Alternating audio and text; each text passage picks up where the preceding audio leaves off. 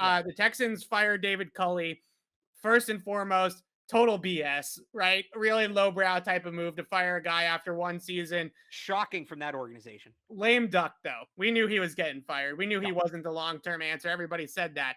But now we have two different reports, one from Aaron Wilson, who used to write for the Houston Chronicles, really plugged in down there, and one from Adam Schefter himself, linking Patriots' current and former assistants to the job, which is obvious with Nick Caserio running the ship. Now the question really doesn't, to me, isn't that is Caserio going to pluck from the Belichick coaching tree? It's which coach Caserio is going to pluck from the Belichick coaching tree. So Wilson had to report that Flores would be a top candidate. Schefter had to report that Jerod Mayo would be a top candidate. I would assume that there will be some sort of conversation with Josh McDaniels. I mean, those two go way, way back all the way to John Carroll University in the late 90s. So at some point in time, I feel like maybe there will be some sort of conversation with McDaniels about that opening as well. But where do you see this settling? And if it is Jerod Mayo, do you see that as a concern for the Patriots moving forward? So, all right, I feel a couple different ways about this. Reportedly, Deshaun Watson had Miami on the top of his list because he wanted to play with Brian Flores or play Yeah, for Brian Flores, right? If if hiring Flores gets you back Watson, that's right. the hire, and you don't even talk to anybody else. If you can keep Deshaun Watson, you hire Brian Flores, end of conversation.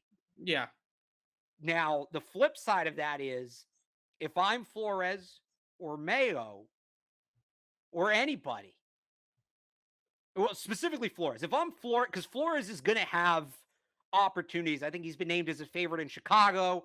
I think somebody said Denver was into the idea of hiring him, right? yeah, If Deshaun Watson's not coming back and Flores can go be a head coach elsewhere, if I was him, I would tell Houston to go F off. yeah. I think unless Watson's coming back, which Flores is the only coach realistically that would make sense for, right? That's the worst opening on the market now. And I think there's 8. There are 8 head coaching openings, 7 or 8. Houston's the worst one on the market, right? Yeah. They don't have picks, and maybe they get picks when they trade Watson. Who knows? But his value's tanked after sitting out a year. So they don't have picks. They don't have a quarterback. There's no quarterback in the draft this year. And ownership just showed you they're perfectly fine. How dare you say that Houston does not have a quarterback when Davis Mills is staring at your face, Alex? How dare you?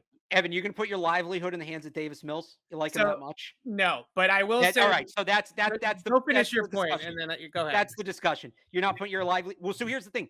Do you trust Davis Mills to get you to the playoffs? No. So that's my point. Look, if ownership had just cut bait with Culley, I would say fine. But that's the third part of that, what makes it such an unattractive job is ownership just showed they'll want to done you. They'll want to done you if you don't do what they want. Right. And the opportunity to add that quarterback outside of Deshaun Watson coming back probably doesn't exist this year. So you have to go into that job thinking you have to succeed right away. And can you succeed right away if you can't get the quarterback? So the And difference not is to mention how far away the rest of the roster is. Like that roster right. is more than a year away from I think competing. their So defense is in more shambles than their offense is, quite frankly. I mean, overall, it's bad. Overall, it's Yeah. bad. So to me, that is the least attractive job out there right now. I think if you're Brian Flores and you can get Deshaun Watson back, that changes all of that. And in that case, it makes sense. If Right. I'm Jerod Mayo, it sounds like Mayo could have other offers. Much rather be in Chicago with Justin Fields and that Sure. ownership, which has been very patient historically, right? You know, you only get so many chances to be a head coach. If Yeah. Houston's your only opportunity to get there, you take the job. I don't think it's going to be the only opportunity for Jerod Mayo or Brian Flores. And I think the next coach there, like Culley, is ultimately going to end up being a sitting duck. I think it ends poorly. I don't want that mark on my record. And if you're McDaniels, this is your last chance. You can't afford to have it go poorly. So you talk about, obviously Caserio and Jack Easterby are targeting Patriots assistants. How much of that is they want to keep it in the family and they want to hire a former Patriots guy versus how much do they have to? How much of it is those guys are their best shot at getting a quality coach because any coach worth the damn who isn't friends with them isn't going to give them the time of day. I think that's more the case. That's become such a dumpster fire that I don't think you're going to get a quality coach to take that job right now. Yeah. So I think the biggest thing, I agree with a lot of what you said about the situation in Houston. But I think the biggest thing, if you're Brian Flores, if you're Jerod Mayo, that you learn about the situation in Miami with Flores, especially as an African American coach, is that relationships is pretty much the only key for you, because it's not going to matter ultimately. Look, Brian Flores went down in Miami, had 2 winning seasons, won 10 games this year with the Dolphins, got fired. So ultimately, the reason why Brian Flores got fired is because he couldn't get along with Chris Greer and Stephen Ross and play friendly in the sandbox. So when I look at this, I say, okay, at least when I go to Houston, if I'm Flores or if I'm Mayo, I'm teaming up with Easterby and Caserio, and we're the type, we're either going down with the ship together or we're making this work, right? There's really no middle ground, because they'll give Mayo or they'll give Flores 2 or 3 years, but that's also as long of a leash as they're going to give Caserio and Easterby as well, right? So to me, that's the difference, is that you know the relationship and you know the guys, and you know that that's the way that you're going to go. You're either going to go down with the ship or you guys are going to succeed. There's probably no middle ground there. The other thing I would say, and maybe it doesn't factor in quite as much with the defensive coaches that the former Patriots assistants, current, Flores, Mayo, those guys, but there was a lot of love in the Patriots building for Davis Mills. I'm not lying to you when I say that, and I think that if their draft had gone differently, and let's say somebody had picked Mac in the top 10, let's say San Francisco picks Mac Jones, or if Micah Parsons was available when the Patriots were to pick at 15, we could be talking about Davis Mills as a Patriots quarterback right now. And But we'd also be doing our offseason preview show right now if that had no doubt. I'm just saying that there was some people in the building that did like what they saw out of Davis Mills in college and thought that he had tools that they could work with. So if Mayo believes it a little bit in Davis Mills, I could see that going that way too. And you obviously mentioned the Flores angle with Deshaun Watson as well.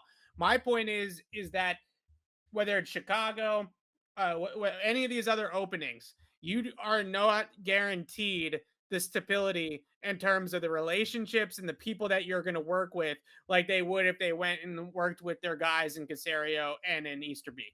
It's just a different vibe than doing that. But I would say you have Elliot Wolf interviewing, was it in Denver or Chicago?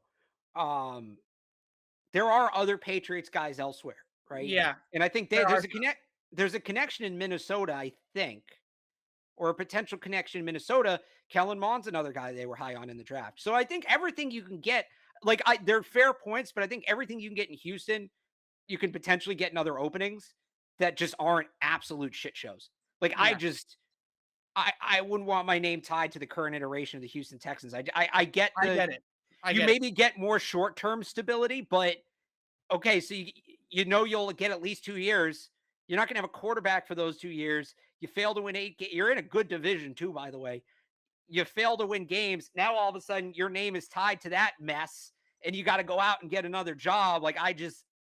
I wouldn't want to be involved with the Texans right now. Fair enough. I just think that if you're Brian Flores, you have to look at that situation, and you got hired by Miami and you thought Chris Greer was going to have your back, right? You thought that you guys were a package deal and you were going to figure it out together and you were going to work the rebuild together.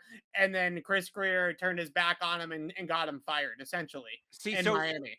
So here's the other thing about that. Flores, I'm really careful about the executive that hires me, not necessarily the situation and the personnel and the team you're going to. That's obviously a factor too, but you got to be really careful about the organization and who's in charge and who's responsible for your job. Because I think that he thought that he had a lot more stability and a lot longer leash in Miami, and he got the rug pulled from underneath him. And I think that was a surprise firing for Flores. But why did that happen? It was ultimately instability at the quarterback position. Yeah. So I think if you can go somewhere where maybe either the quarterback position is more stable, or at least like Denver, for instance, right? I wouldn't say the quarterback position in Denver is stable, but I don't think if you go to Denver, you know that You know number what it 12 is? from Green Bay might be coming. Well, So so or whatever. You need a quarterback. I think everybody's on the yeah, same page, and I don't think Flores would make a mistake like Tua again. Like, and supposedly he was against that pick from the beginning. Like, I don't right. think that mistake gets made again. So Miami was a unique situation to me, and I get the issue of African American coaches having trouble, kind of with the relationship thing. Like you put it better. I'm searching for the words here, but Yeah. um, I think to an extent, Miami was a unique situation where it's just a perfect storm of awful. Well, I also think in Miami that Stephen Ross thinks that everybody else is the problem when in reality the problem is Stephen Ross, right? Like he Right. he he looks at it and he says, "Oh, well, Brian Flores, like we got Jalen Waddle and Devontae Parker and Xavier Howard, and we sell all these jerseys because all these guys get drafted on your fantasy team. You know, everybody's picking Waddle first round next year. Haven't you heard? How do we only have 10 wins and we're out of the playoffs, right? Like that's the way that Stephen Ross looks at it. He's not looking at it as building an organization and building a team and building an operation.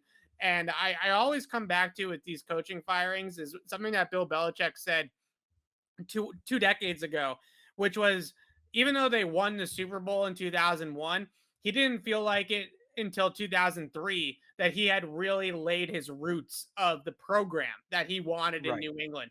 So it took Bill Belichick, the greatest coach of all time, 3 years to lay a foundation for sustainable success. And these people are just pulling the cord on these coaching hires so quickly. And Brian Flores gets better and better every single year and is Tua figuring out his hip or getting a better quarterback away from being a much better football team. That's a very desirable quarterback offense. Like, you got receivers, you got playmakers there. You have, like, that's a really good pass catching group. Waddle, Parker, Gesicki, like those are good players to throw the ball to if you're a quarterback. So, I just it drives me nuts that they have zero patience with these hires, and I think Flores speaks to that greatly. But yeah, I wanted to touch on the Houston stuff. Glad we talked about that. And the chat, Alex, has gotten off the rails, just absolutely off the rails. Yeah, Now those animals are here again. yeah, now we're saying that Davis Mills is better than Mac Jones. So we are in complete la la land at this point in the chat.